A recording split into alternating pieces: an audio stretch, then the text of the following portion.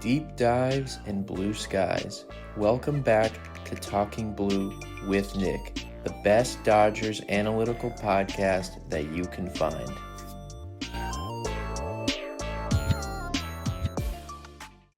Ladies and gentlemen, welcome back to Talking Blue, the best Dodgers analytical podcast that you can find. I am your host, Nick. Today you're listening to episode 90 of Talking Blue, where we're going to recap the Dodgers and the Mets series, which wrapped up yesterday. Last night, Dodgers complete the sweep of the New York Mets in LA, play really good, 3 really good games for the Dodgers. Their record is now 14-4. They're playing really good. Best record in the game. Let's get into all that. Before we do that, you can get this podcast on Apple Podcasts, on Spotify. Subscribe to the YouTube channel. Follow us on all social media at Talking Blue Pod. You could follow myself at Nick Talking Ball on X. You can get this podcast, like I said, Apple Podcast, Spotify, YouTube. Turn on the notifications on the YouTube channel so you don't miss any of the videos dropping. On social media, we're on X, we're on TikTok, and we are on Instagram. Game 1, Dodgers-Mets. Justin Wrobleski taking on David Peterson of the Mets, a couple of left-handers. Scoring gets underway in the bottom of the first, thanks to a Will Smith single. Dodgers go up 1-0, brings in Shohei Ohtani. All the way to the third inning, where Andy Paz hits his 5th home run of the year to put the Dodgers up 4-0. And that would actually be all the scoring in this game. Dodgers win by a score of 4-0. Justin Wrobleski pitches 8 innings of shutout ball, and Tanner Scott came in to pitch the 9th inning.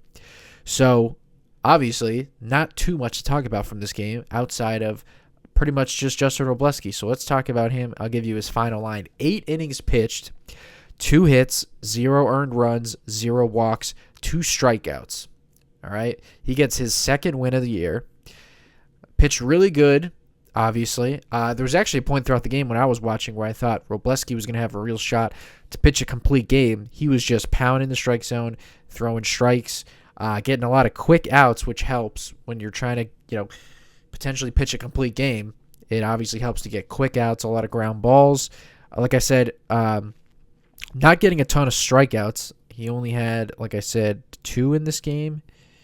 Yeah, 2 strikeouts in the game, only 4 whiffs total. And one of the things that's interesting about Wrobleski, and Joe Davis has kind of mentioned this on the broadcast before, is that sometimes when he's a starter, because obviously Justin has come out of the pen and he's been a starter, sometimes when he comes out of when he's a starter, he gets a little too cute and tries to mix things up. And he says that normally when he comes out of the bullpen, he kind of has the mindset of attack hitters, and he's pretty much just going to use 2 to 3 pitches. And for whatever reason, when he becomes a starter, it's understandable. As a starter, you're trying to go deeper in the game, have a little bit of a deeper pitch mix. He gets a little bit too cute, so he kind of changed up his mindset. Instead of trying to go, a full start, try to just take it 1 inning at a time.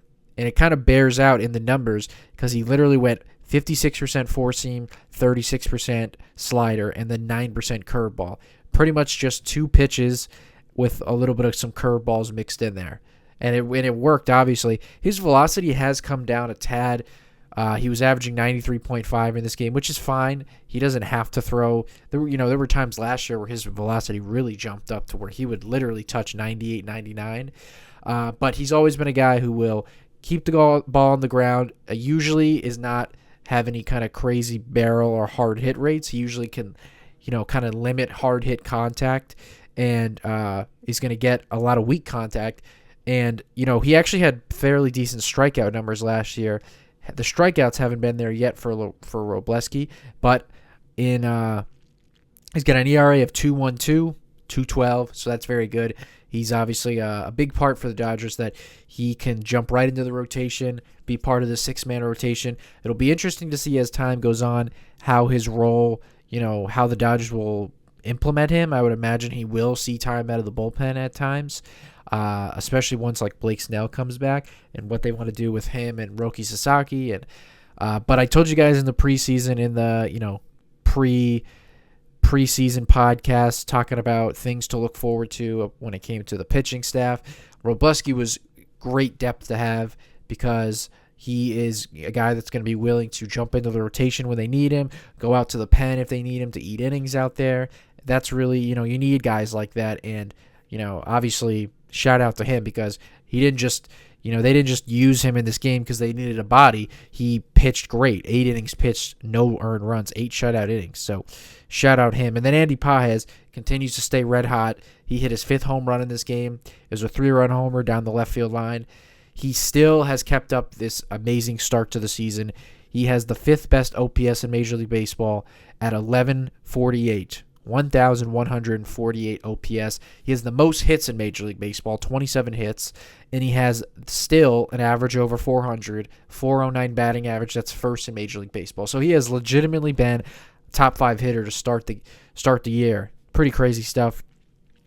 We'll see how much of this Andy can maintain, because I've never thought of him as a guy who has this potential of being one of the better hitters in the game, like a true superstar. But if you listen to this podcast, I've always been a fan of him and believe that he's a really good player.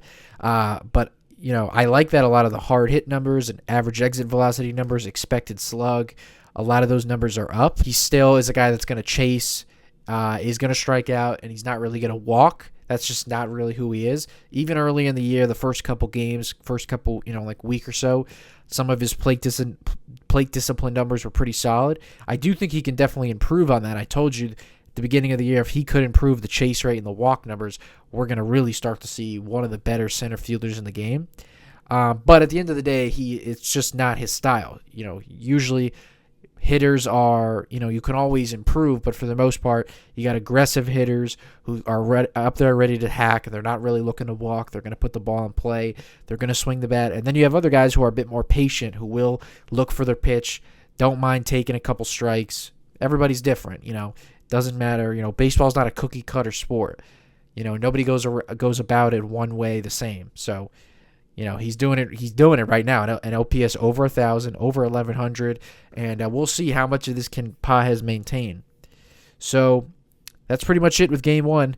Dodgers win by a score of 4-1. Really simple, fast game because of the pitching. Obviously, Wrobleski kept it efficient. So let's go ahead and go to Game 2. Much excited pitching matchup. Yoshinobu Yamamoto taking on Nolan McLean of the Mets, the young right-hander who came up last August, I believe, and really ever since he's been in the big leagues. If you look at his numbers, he has great numbers, and a lot of people are excited about McLean. When I watch him personally, he reminds me a lot of Corey Kluber. I've said that before. So I was really excited to sit down and watch a full start of him. One of the best spin rates in the game. I actually think the best spin rate. Mets actually got on the board first in this game. On the first at-bat of the game, Francisco Lindor, his first homer of the year, he starts off this game 1-0 Mets. The Dodgers would get on the board, though, right away in the first. An RBI ground out from Freddie Freeman would tie the game, and the score would actually remain all the way until the bottom of the 8th inning. McLean and Yamamoto, plus 1 out from Blake Trinan. They pitched really well and kept both teams off balance. Yamamoto pitched into the 8th inning. Bottom of the 8th inning, though, with a couple runners on base, Kyle Tucker bloops a single into left field to put the Dodgers up 2-1. Alex Vesia would come on in the 9th inning, not Edwin Diaz, who the Dodgers have tried to give a little bit of rest and try to figure out his velocity issues. Vesia is called upon to get the save. He strikes out the side, and the Dodgers get the win. They win by a score of 2-1. A great game. Like I said, Yamamoto, 7 2/3 innings pitched. Blake Trinan, 1/3 of an inning. He got 1 out in the 8th inning, and then Alex Vesia, 1 inning.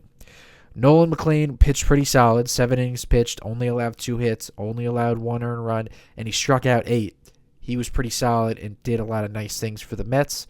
But Dodgers were able to squeak out a win thanks to some great pitching between 3 guys, Yamamoto, Blake Trinan, and Vesia. Let's go ahead and go to Yamamoto. I'll give you his final line. 7 2/3 innings pitched, 4 hits, 1 earned run on that home run from Lindor. Only 1 walk, 7 strikeouts. All right, now, what jumps out for me about this start from Yamamoto? His last start, he started to find a little bit more swing and miss, which him and a lot of Dodger starters didn't have to start out this season, but a lot of guys are starting to find that. In this game against the Mets, this was definitely the best he's looked so far this year. I talked about his last few starts. There were a couple starts where he looked very sharp to begin the game, but then gave up some base runners towards the end of the start. Same story last game against the Blue Jays.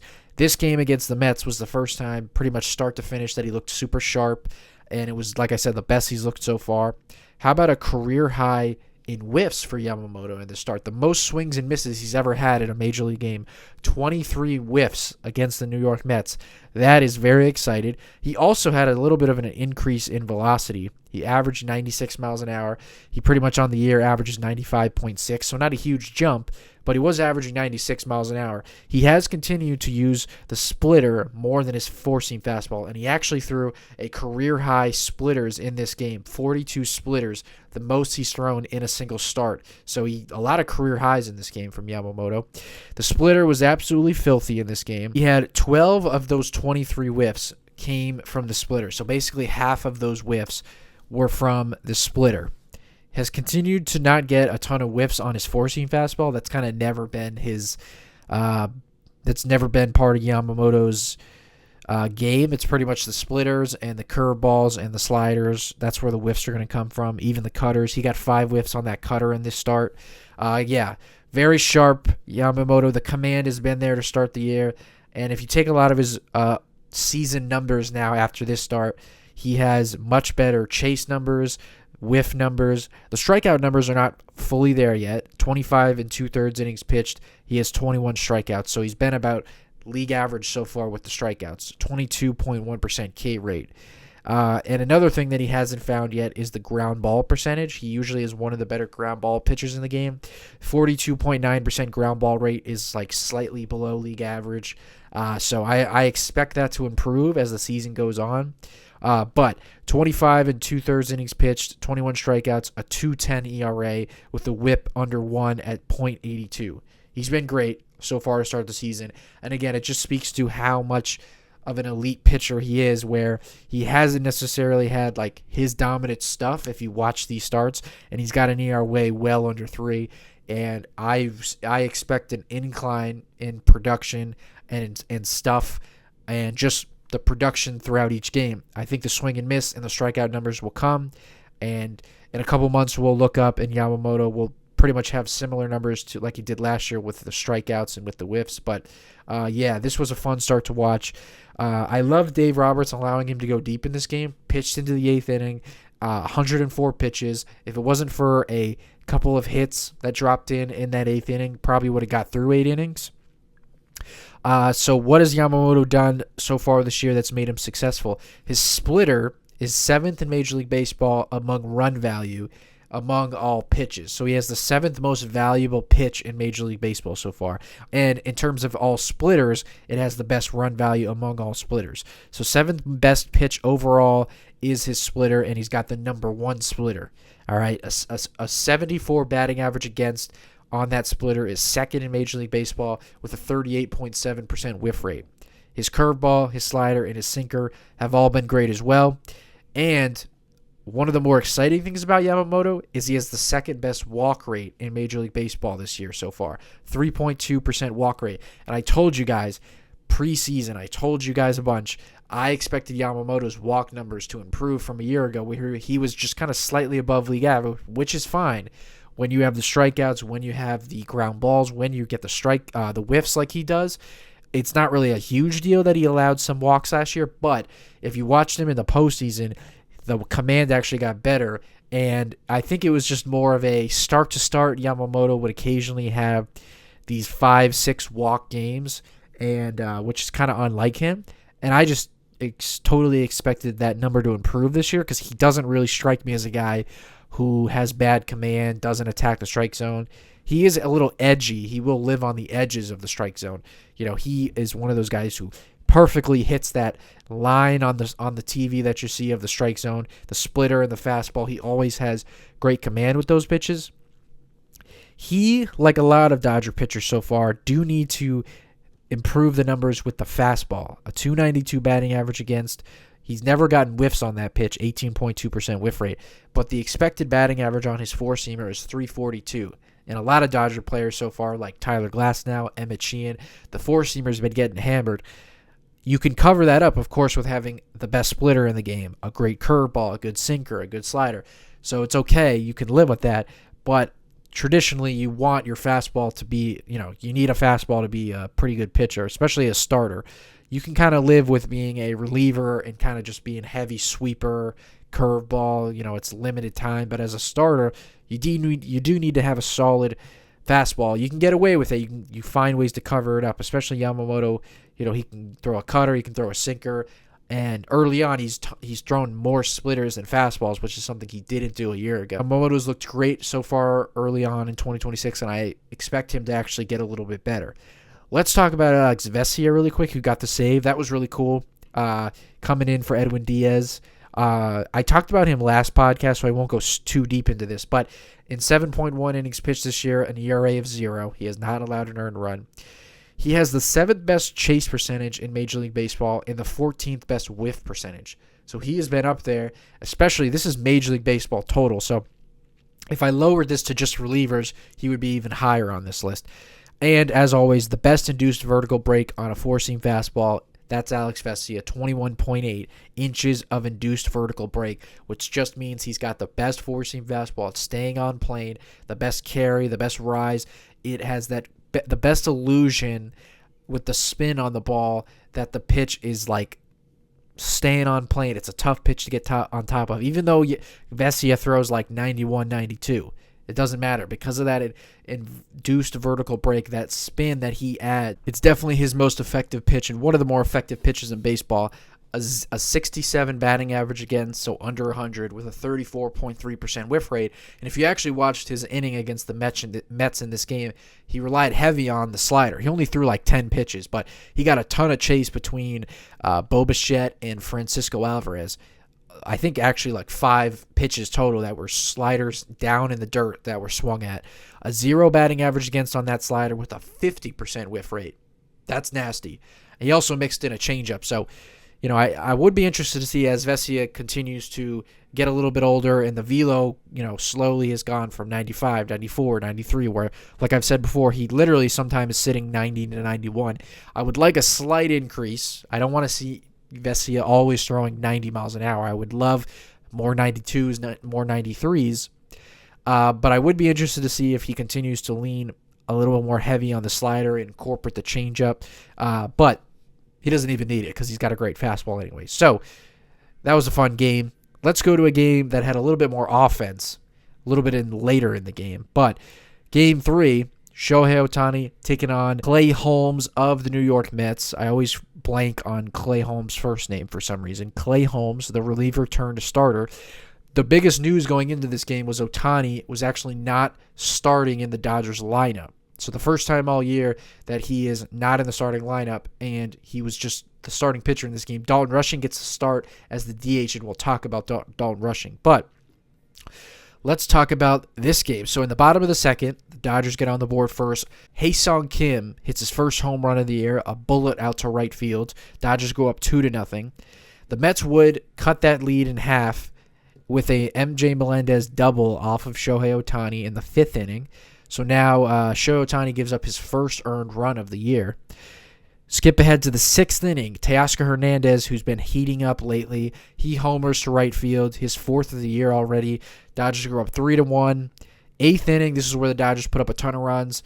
Dalton Rushing, who I said got the start as a DH, hits a grand slam to dead center. Put the Dodgers up big. 7-1 is what they now lead. Then, a couple batters later, Kyle Tucker, he gets his first home run of the year at Dodger Stadium. His second home run of the year. That's nice to see because I've been wanting to see him heat up. Dodgers go up 8-1. They would allow an earned run in the 9th inning. Kyle Hurt made his first appearance in a long time. He actually got 3 strikeouts in that inning.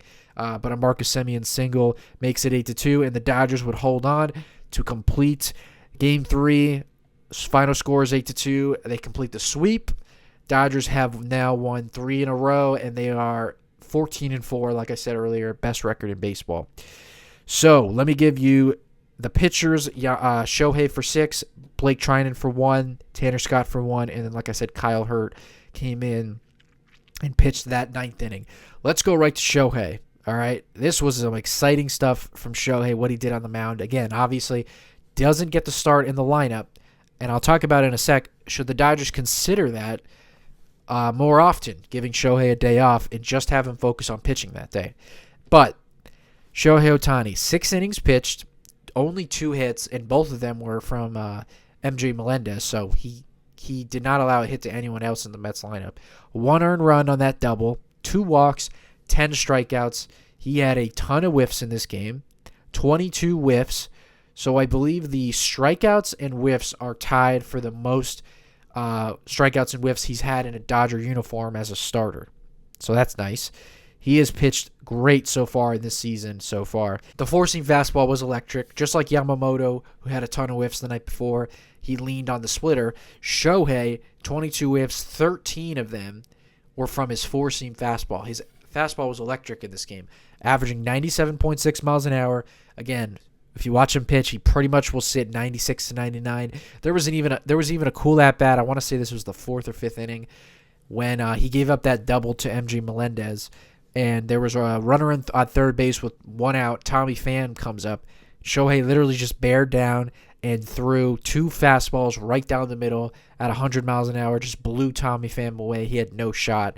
And that was pretty cool. And like I said, his fastball was just electric. So a great start from Shohei. Again, the best he's looked so far this year, just like Yamamoto the night before. His last start against the Blue Jays and his first start before that, which came against the Guardians. He's looked very good, but this was the first start that he found the dominant swing and miss stuff, the dominant strikeout stuff, like the elite overpowering stuff. And this is the kind of stuff you see from Shohei that you say, this is how this guy can win a Cy Young. Because when you watched him pitch last night against the Mets, you're like, wow, this is one of the 5 best pitchers in the game. He threw the full kitchen sink at the Mets like he does all the time. 6 pitches, 54% four-seamer. He leaned heavily on that pitch, like I said. But he did mix in sweepers and cutters and splitters. Those 3 secondary pitches for Shohei have been filthy this year. So let me give you some numbers on what he's done on the mound so far this year. In 18 innings pitched, he's got 18 strikeouts. And I believe that K rate and those strikeouts will definitely go up as the season goes on. A .50 ERA in 18 innings pitched. Like I said, only 1 earned run. And yeah, there's no way to expound upon it. He's looked great. And what I like so far is a couple of things he's even kind of increased from last year and kind of his career norms as a pitcher.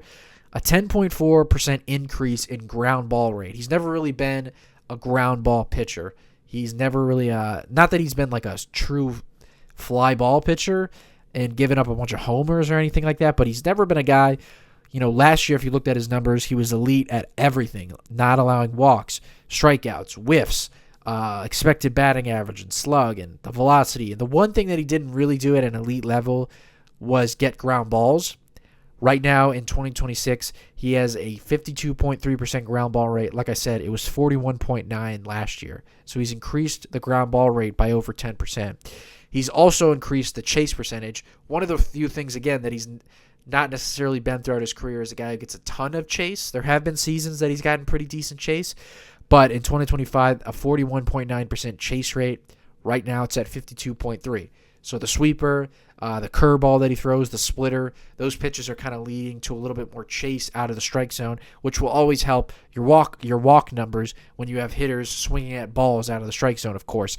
He hasn't been as elite with the walk percentage like he was last year, but he still has been very good. And there's been times in his career, Shohei, where he's allowed a lot of walks. He hasn't necessarily been that this year. Right now, he's got an 8.7% walk rate. Again, throughout his career, he's had 10.4% walk rate, 8.3, 6.7, 10.4. Last year was 4.3. Like I said, right now, 8.7. You can live with that walk rate for sure, especially with his stuff and the strikeout ability that he has. His sweeper is a 111 batting average against with a 37% whiff rate. The curveball, 0 batting average against, and a 40% whiff rate. The curveball is a pitch that he definitely loves to throw. You see him throw it a lot on the first pitch of the at-bat. You see him throw it a lot to lefties. It's a very good pitch that has a ton of depth. And sometimes he's very like Yu Darvish-esque in that he can kind of manipulate the velocity on his breaking balls. Like sometimes you see that curveball in the high 70s, and then sometimes, like last night, he can drop it down to 72, 73, like a real slow curveball. And when you're gearing up for 97, 98, someone drops in a huge curveball like that, I mean, that's the art of pitching. So adding and subtracting velocity, messing with the hitter's timing. That's all it is. And then his splitter, which is a pitch I've talked about before, him bringing that more into the fold this year. 182 batting average against with a 45% whiff rate. That's his best swing and miss pitch early on this year. One of the questions I have is, should Shohei not DH on his start days a little bit more going forward? Should he just pitch on those days? One, because I wonder if it adds a little bit more just focus and, a little bit more, like he probably is a little bit more relaxed, a little bit more energy, like he just can go into that day and know I'm attacking hitters, I'm just pitching, I don't have to worry about hitting. And another way that it could be an interesting thing for the Dodgers is it kind of gives Dalton Rushing an avenue to find a little bit more at-bats, because you can catch Will Smith and you can DH Dalton Rushing, or vice versa. You could have Dalton Rushing catch, because Dalton Rushing's been raking to start 2026. And again, I don't know that the Dodgers are ever going to view him like, we got to get this guy in the lineup like a lot of other teams would. But he's got an OPS under 2,000. It's only in 18 plate appearances, but he has 4 home runs with a 1909 OPS. He's been hitting the ball super hard. 4 home runs, like I said. He's looked very, very good, and he's looking like, that top prospect that was promised a year ago. Even as a guy who, again, is going to get limited playing time, plate appearances. It's hard to come off the bench and be a great offensive player, especially as a young guy who needs at-bats. It's hard when you're not seeing pitching every day to go in there, be a pinch hitter, or just play once or twice a week. So I just wonder, is this an avenue for the Dodgers to get Dalton Rushing a little bit more at-bats and give Shohei a little bit of rest? Because one thing, I don't know this for a fact, but I feel like you can kind of safely assume this with Shohei Ohtani, because he doesn't say much, and he's a very quiet guy, and you almost know nothing about him personally. I feel like he has a big emphasis on what he does. Not like he runs the Dodgers, but I feel like he pretty much tells them, hey, I'm pitching on the days that I hit. I'm doing this. He kind of told them last year when the Dodgers slow played him. He told them in June, hey, I know we wanted to slow play this, but I'm ready. Let's just get it, I'm ready to get on the mound now. And I wonder if the Dodgers could kind of preach to him, hey, this is a way to get you a little bit of rest. When the postseason comes around, we're going to have you hit and pitch every day. And I don't think they would do this with him every start. I do think there'd be times where he would pitch and hit on the same day. But I just wonder if this is a little bit of a way that they could get him off his feet. Obviously, not really get him off his feet because he's still pitching. But he can just lock in on pitching that day, and it also gives Dalton Rushing a chance to get into the lineup every day. And then the last couple guys we'll talk about before we wrap up today, I just want to give out a shout-out to Hae-Sung Kim, because he has played very good in some limited time, only 23 plate appearances, but in the absence of Mookie Betts, he's got a chance to play some shortstop, actually.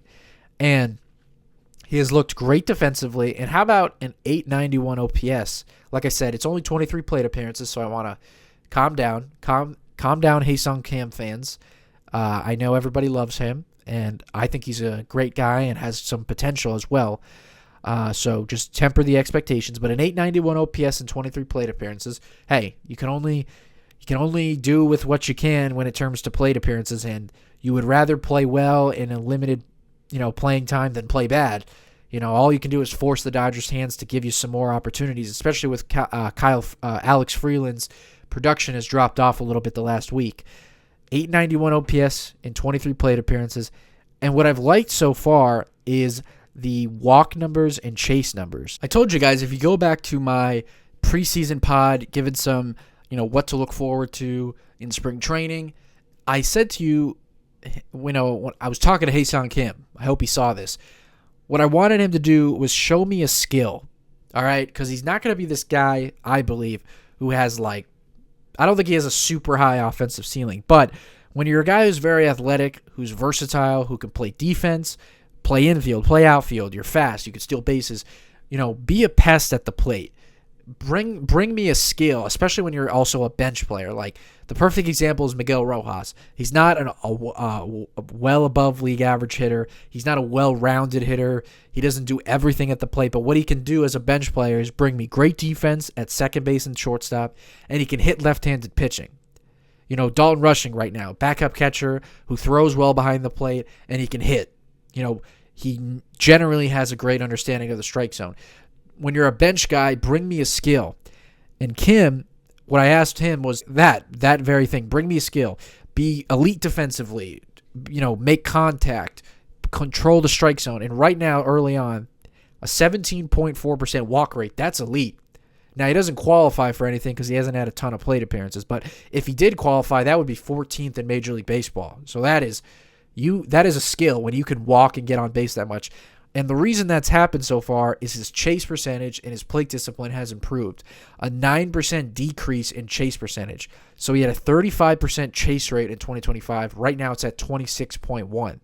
So the chase numbers have improved massively. He also has been hitting the ball harder with a 15.5% increase in barrel percentage. That's actually massive because he had a 2.7 barrel rate last year.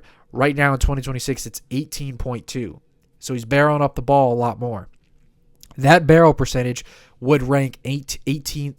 That barrel percentage would rank 18th in Major League Baseball again if he qualified. I don't know how much of the barrel numbers will continue because he's not really a guy who's going to have an 18% barrel rate. But I do think he can control the strike zone. It's kind of funny because I still feel like I can think of at-bats of him chasing pitches down and in, breaking balls and stuff like that. But the numbers are the numbers, and so far he's done really well in a limited sample size. And the 891 OPS is encouraging. Obviously, he hit that home run. He hit that home run off of Clay Holmes last night, and he's also looked great defensively. He doesn't have a ton of defensive metrics to look at so far.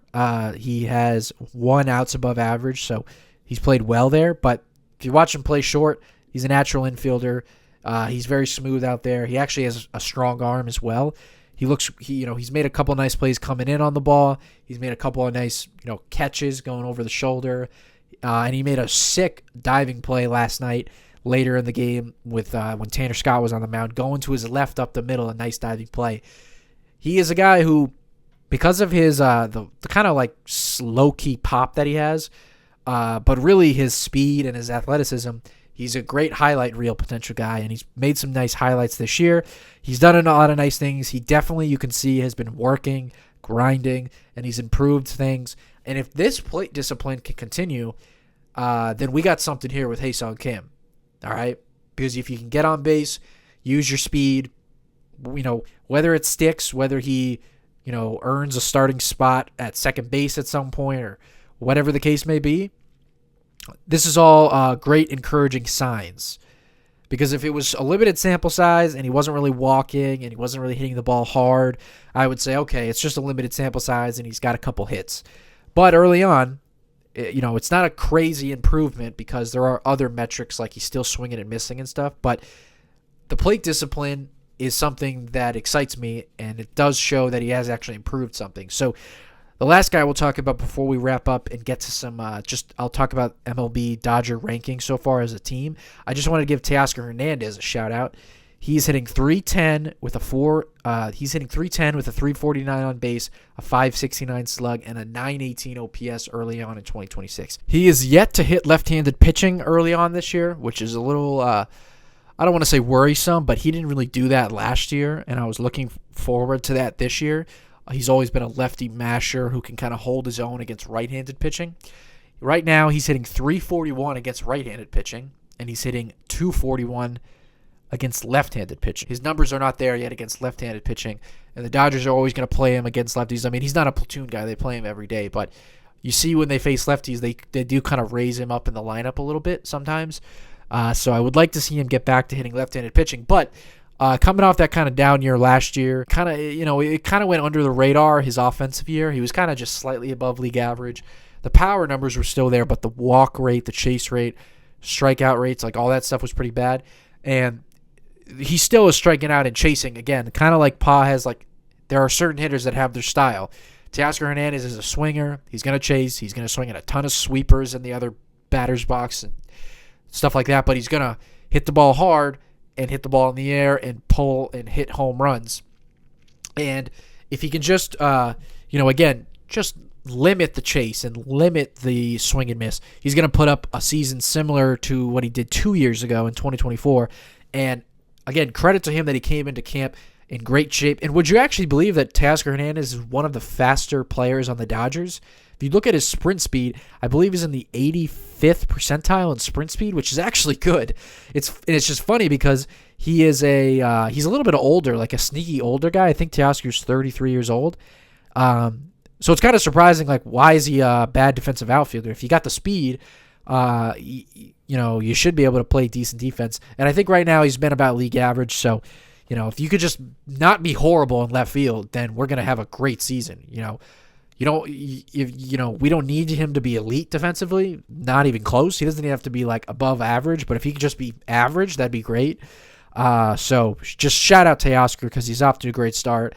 And don't be surprised if he hits a couple home runs this week in Colorado. This weekend, I should say. Let's talk about some team MLB rankings for the Dodgers before I get you guys out of here. Because the Dodgers have been off to a great start. It's very early, so I've been trying to cool my excitement because we're not even 20 games in yet. But best record in the game, most wins, and they have been by far the best offensive team. For a little bit, the Astros and the Braves were close. But those teams have cooled off a tiny bit. The Dodgers' offensive numbers have gone up a little bit. They have the number one OPS in Major League Baseball at 854. Nobody else is even in the 800s. And on top of that, they are second in team ERA. So that is combining starting pitching ERA and bullpen ERA. When it goes to specifics, they are fifth in starting pitching ERA, and they are seventh in bullpen ERA. So they are the best offensive team in the game right now with a top 5, top 10 pitching team. That's great. We'll see if that can continue. Again, it's very early. If you remember a year ago, the Dodgers, the first 2 months of the year, got off to a great start. After June, they struggled for the rest of the year, really, but specifically June and July, they really struggled. So we still got a long way to go, but they have got off to a great start. And what does excite me and should excite Dodger fans, and what should really put the league on notice and really make the league a little bit scared, is they're doing this right now with a couple guys who are yet to get going. And a couple of the injured guys like Mookie Betts and Snell, I'm not even going to mention them because that's obvious. They're injured. But they're doing this right now with Freddie Freeman has been one of the more unlucky hitters in the game right now. If you take a look at his Baseball Savant page, it would suggest he's one of the best hitters in the game, but he has an OPS of like 798, which is fine. But, if you looked at his page right now, you would think his numbers are what Andy Paz is doing. I think he's been incredibly unlucky.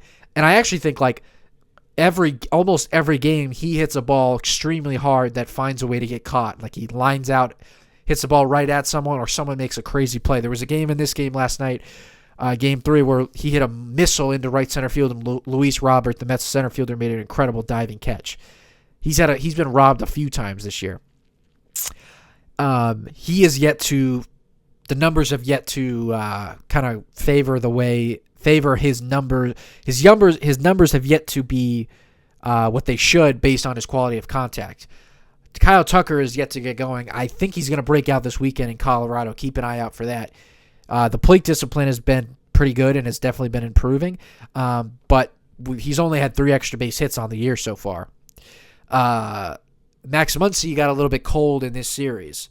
So there are guys up and down their lineup who have not necessarily been, doing what you'd expect so far, and I think there's a chance that the Dodgers can continue to get better, and they're doing a lot of great things right now with minus a lot of guys that are expected to be there. So the Dodgers have been playing great. So from here, the Dodgers will go to Colorado. They end the homestand going 5-1, I believe. So a nice homestand. They'll go to Colorado to play the Rockies, and it's one of those weird 4-game series where it's Friday, Saturday, Sunday, Monday. So a little bit of a wraparound, which is weird. It's going to make me difficult to recap that series on Monday because of my schedule, but I'm going to try to figure that out. So a little bit of a weird series there. Glasnow will pitch Friday, Sheehan will pitch Saturday, Sasaki Sunday, and then we'll see Wrobleski again on Monday. So they'll take on the Colorado Rockies. I would love to see a lot of guys take advantage of Colorado and get hot. Kyle Tucker's at the top of my list there. I want to see Tucker leave Colorado with a few extra base hits, maybe even a few homers. I'd love to see Will Smith, a little bit of pop, Max Muncy. I'd love to see Freddie Freeman get a little bit of luck. That big outfield in Colorado, maybe, some balls could find some holes, and his numbers will start to look a little bit better. And, that's pretty much it. I'm sure Dalton Rushing will get a couple starts. Maybe he'll hit some big-time homers in the Colorado. The ball usually flies there. One of the good things from this past series is that the Dodgers pitching was able to keep the bullpen pretty rested. Wrobleski going 8 innings, Yamamoto pitching into the 8th inning, Ohtani pitching 6 innings. They're going to have a long stretch here where they pitch. They play Friday through Monday, and then they'll play the Giants for 3, Tuesday through Thursday, and then I forget who they play the following weekend. I think it's the Cubs. So they don't have any off days coming up in the next week. So you need the bullpen to be rested. It's a little scary going into Colorado because that can usually completely F up your bullpen with what happens over there. But the best thing you could do is go into Colorado with a fully rested pen coming off this day off that they have here on Thursday at the time of this recording. So, great series. The pitching looked great. The offense did what it needed to, especially in that third game. I'd love to see some guys break out this weekend, but a great series. Dodgers pretty much dominated the Mets. The pitching was really, really dominant. 14-4, best record in the game. There are a lot of exciting things to look forward to in the Dodgers right now. And we will be back to recap the Rockies and the Dodgers this weekend. I hope you guys enjoyed this series recap. As always, you can get this podcast on Apple Podcasts, on Spotify. Subscribe to the YouTube channel. Follow us on all social media at Talkin' Blue Pod. That is TikTok. That is X. That is Instagram. You can follow myself at Nick Talkin' Ball on X. If you would like to listen to a new baseball podcast, I have my very own baseball podcast called Baseball Mondays. Every Monday, I recap the previous week of Major League Baseball. I do breakdowns. I give my thoughts. We get into the hot topics, all that kind of stuff. I'll leave the description below, and it's all over my social media if you are interested. Thank you guys so much for listening. Like I said, we'll be back to recap the Dodgers and the Rockies this weekend.